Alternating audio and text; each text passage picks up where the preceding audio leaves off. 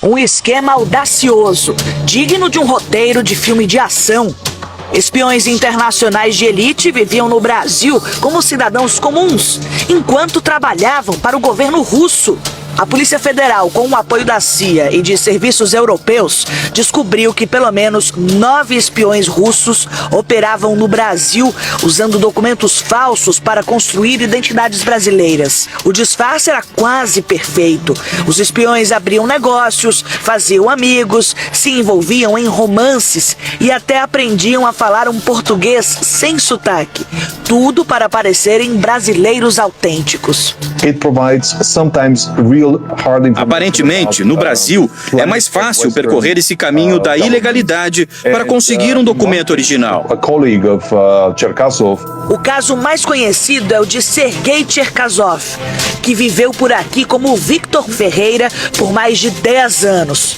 Com certidão de nascimento falsa, ele tirou CPF, título de eleitor e até passaporte brasileiro. Em 2022, Sergei foi preso ao tentar entrar na Holanda para um estágio no Tribunal Penal Internacional, onde teria acesso a investigações de crimes de guerra da Rússia. Se ele tivesse começado a trabalhar lá, seria muito valioso para a Rússia, porque ele teria acesso a investigações em andamento sobre crimes de guerra na Ucrânia. Não só na fase atual da guerra, como também no período inicial, em 2014. Mas ele também pode ter sido designado para um time diferente que estava monitorando potenciais crimes de guerra na Geórgia, em 2008. Ou então ele poderia ter sido designado para uma missão para descobrir se há investigações sobre possíveis crimes cometidos por empresas privadas da Rússia. Mas Sergei não estava sozinho. Outro espião, Artem Shimiriev, viveu no Rio de Janeiro como Gerard Daniel Campos Vitkich. Aqui ele gerenciava um negócio de impressão 3D. Morava num apartamento de luxo com uma namorada brasileira e um gato de estimação. Mas chamou a atenção da polícia quando desapareceu. A namorada ficou preocupada, mas Gerard, ou melhor, Artem, tinha fugido. Ele passou aqui, ele utilizou o Brasil para esquentar a sua história à cobertura. Eric Lopes vivia aqui como um empresário de sucesso, dono de uma joalheria em Brasília, com uma página nas redes sociais repleta de peças de ouros e pedras preciosas. Eric dizia ser gemólogo. O escritório dele funcionava no coração da capital de São Paulo, a Avenida Paulista, em um prédio ao lado do MASP, outro símbolo da cidade. Eric procurava ter uma vida discreta.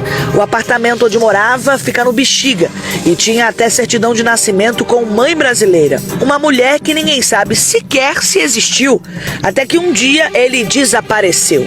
Um sumiço que gerou uma investigação e uma descoberta. Eric é, na verdade, Alexander Andreevich, um espião russo. A aparência facilitou a vida dessa mulher, que também está na lista de espiões russos disfarçados no Brasil.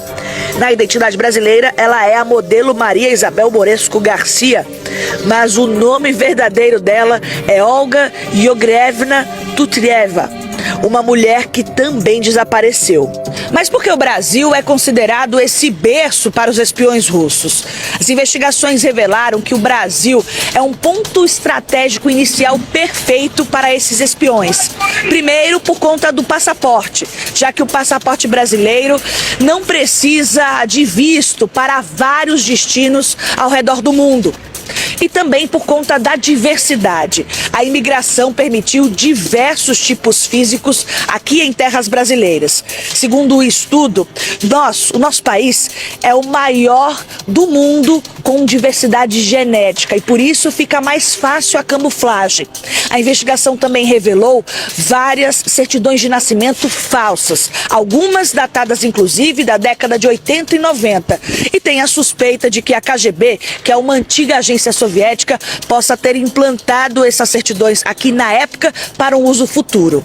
E não é a primeira vez que o Brasil é utilizado como barriga de aluguel para uma operação em um outro país, mas suspeito que haja aqui no Brasil uma rede russa e essa rede russa com certeza tem ramificações dentro do governo brasileiro.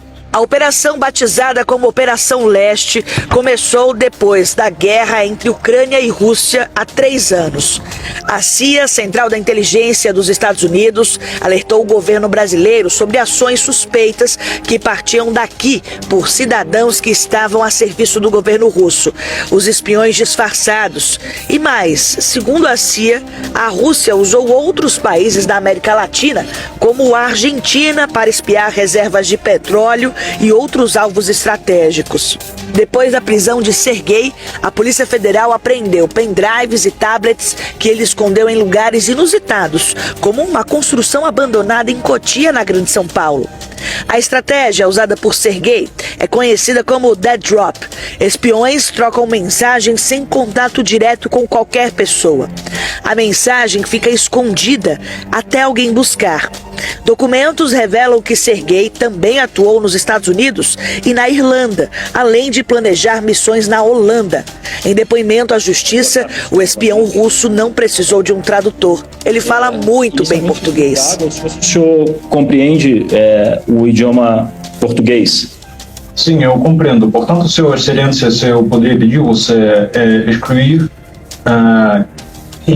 interlocutor? Sergei Vladimirovich. Sergei Cherkov era um oficial militar da inteligência russa. Ele se formou na Escola Militar de Kaliningrado e numa Academia Militar de Moscou. Ele foi treinado em inúmeras técnicas de inteligência, que incluem aprender línguas estrangeiras, inglês e português. Sergei foi condenado a 5 anos e 2 meses de prisão pelo uso de documentos falsos. Ele cumpre a pena na prisão de Brasília, uma das mais seguras do país. Nesse documento, obtido com exclusividade pelo jornalismo da Record, os advogados de Sergei alegam que o russo teria sido envenenado na prisão. Questionada, a Polícia Federal não se manifestou sobre o episódio. Sergei passou muito mal, contraindo febre, vômitos e dores corporais. A própria carceragem da Polícia Federal acredita na suspeita de envenenamento.